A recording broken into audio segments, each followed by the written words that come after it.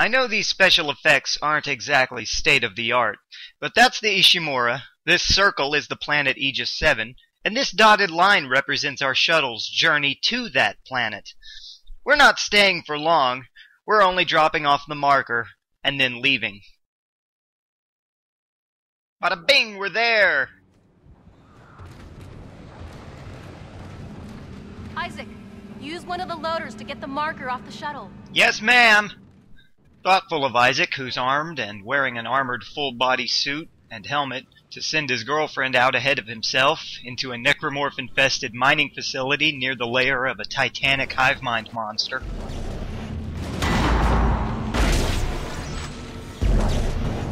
This is the CEC's Aegis 7 mining base. It sits on the edge of that massive crater left when the Ishimura pulled a chunk of the rock out of the planet. We'll get a better look at the crater in a minute. Even though the Ishimura was instrumental in that operation, it didn't do it all without help.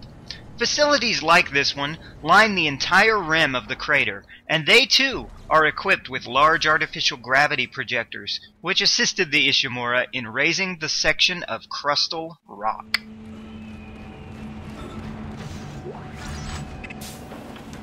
Here you can see facilities lining the edge of the dark void, and the electrogravitic beam projectors pointing toward Aegis 7's recently birthed moon.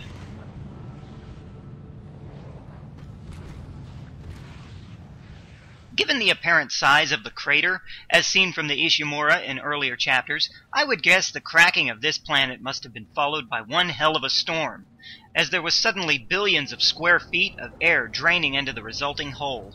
Planetary atmospheres take up a lot of space, but that's because the gases become thinner and less pressurized the further you rise from the surface of the world.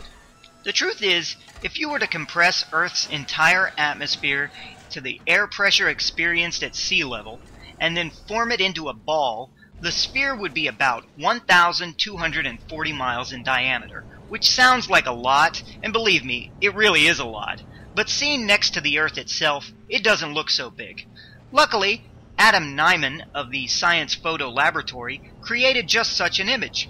Here we see a small picture of the Earth with a pink sphere sitting atop Europe. That pink ball represents all of the Earth's atmosphere compressed, like I said, to sea level pressure. Doesn't look so big next to planet Earth, does it? Now let's compare that to a screenshot of the crater, which I took from part 20 of this tour in chapter 7. As you can see, if the sizes and mass of Aegis 7 and its atmosphere matched those of Earth, about half of its atmosphere would flow into the crater. But keep in mind, the crater would all be below sea level, so the air pressure inside of it would actually be larger, making the air ball slightly smaller. More in a moment. Isaac, the marker needs to be returned to the pedestal chamber. Use the loader to bring it there and place it on the pedestal. Replace what was taken, and make us whole again. What in the hell does replacing the marker have anything to do with Nicole and I being whole again? She's beginning to lose her mind, I think. This is Sergeant Newman, PSEC. We've lost all the shuttles. One of them just took off and came straight back down and crashed into the bay. Took a couple of hundred people and all the remaining shuttles with it. If anyone can hear this, do not land. Do not land. Oops. We totally landed. Oh, man.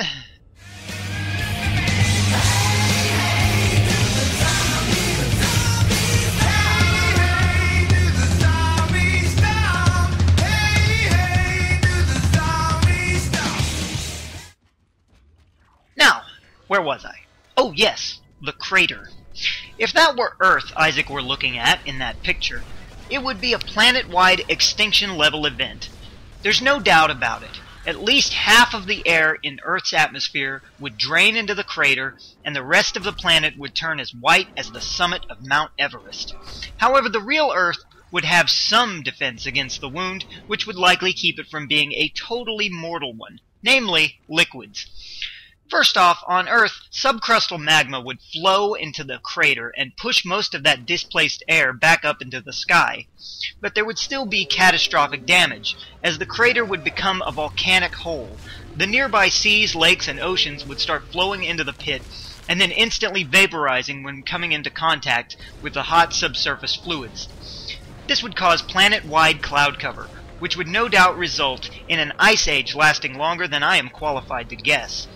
We would be ill-equipped to deal with the fast-approaching ice age, as the event would have no doubt induced extremely destructive earthquakes all at once, the whole world over. I don't see Nicole out here, nor her corpse. Maybe she's hiding in the shuttle. So, needless to say, the CEC chooses the planets it cracks very carefully. For one, we can say that Aegis 7 is probably smaller than Earth, but perhaps is dense enough to have a similar mass. This would create enough gravitational pull to hold a similar amount of atmosphere, and it would mean the crater would be much smaller than it would be if it looked the same on Earth. Of course, that would mean the atmosphere of Aegis 7 would be thicker than it is on Earth, and there's no doubt that the cracking of the planet would still cause one hell of a windstorm. But it's possible that once the winds subsided, the air would still be livable. In fact, it's possible that the environment was even more inhospitable before it was cracked than it is now. Aegis 7 doesn't appear to have a shallow crust, which means that it's not likely to quake too violently when cracked to this depth. But to be smaller than Earth and have a proportionally smaller molten core and remain warm enough to support us Earthlings, it must be closer to its star than the Earth is, or its sun must be hotter than ours.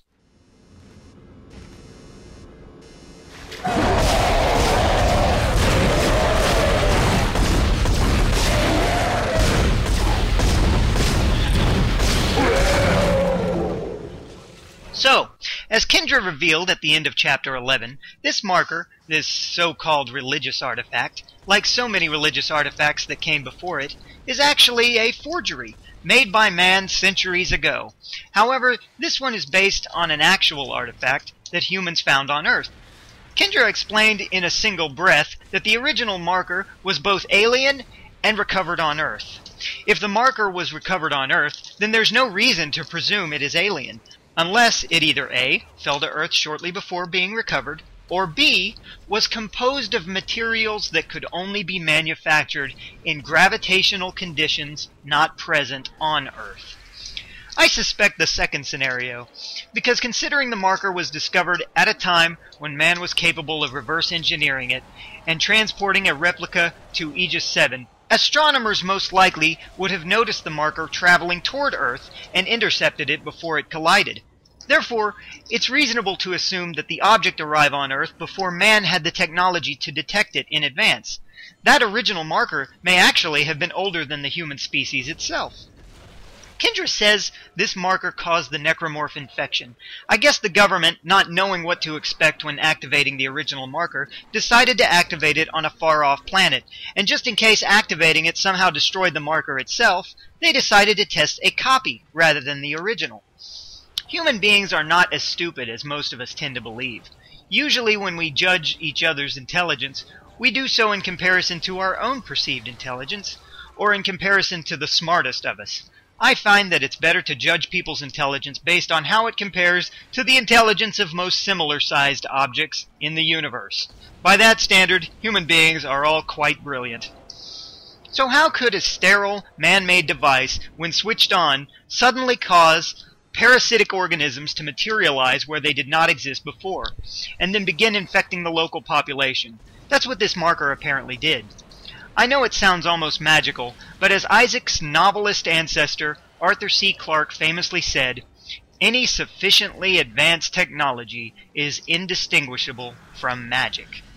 Not only does that statement eloquently merge science fiction and fantasy into the same genre, but it also tells us that the apparent magic of the marker is only magic because we haven't yet figured out how it works. What we know about the marker is that it broadcasts some kind of energy field or signal which influences the thoughts of human beings. So let's presume that the signal broadcast by the marker is also responsible for the genesis of the necromorph infection. Some might consider this impossible, but I assure you, scientific discoveries made more recently than this very game indicate that it might be. In January of 2011, Dr. Luc Montagnier, I hope I'm pronouncing that correctly, a biologist who won a Nobel Prize 3 years earlier, demonstrated that electromagnetic fields could quite literally teleport DNA molecules into sealed test tubes which a moment before contained only pure water. Let me say that again in case you need that repeated. A Nobel Prize winning biologist successfully caused a piece of bacterial DNA to materialize inside a sealed vial of pure water using electromagnetic fields. I'll include the name of that biologist in the description of this video so you can look it up for yourself.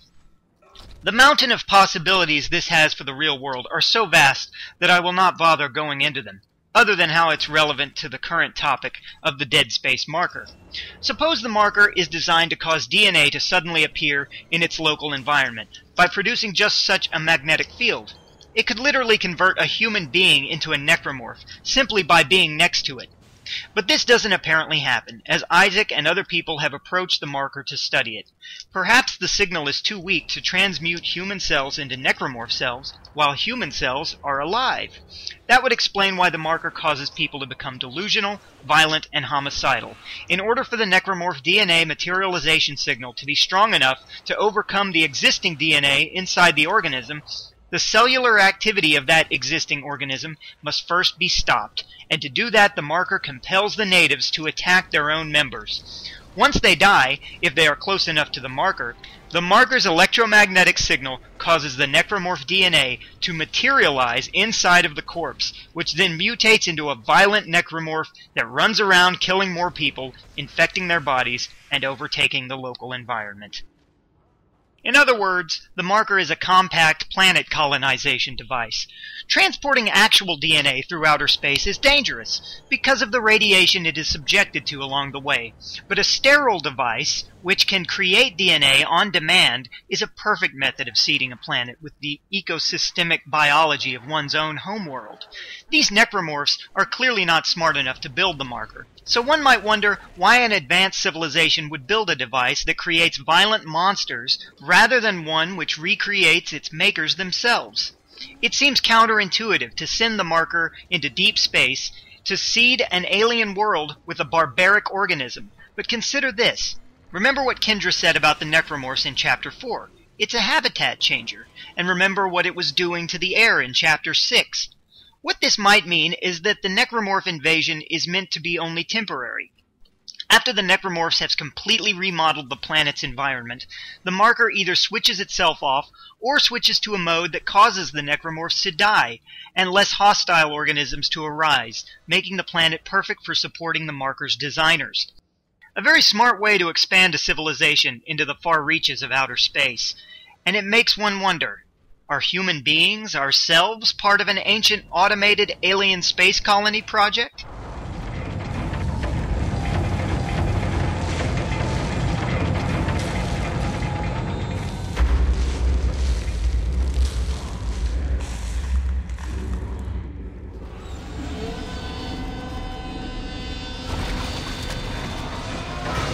Isaac, you're almost there. You'll have to restore power to the bridges to move the marker through this area.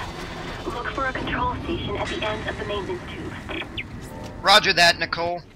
But it'll have to wait until the next video. See you guys then. Ooh! If I live that long.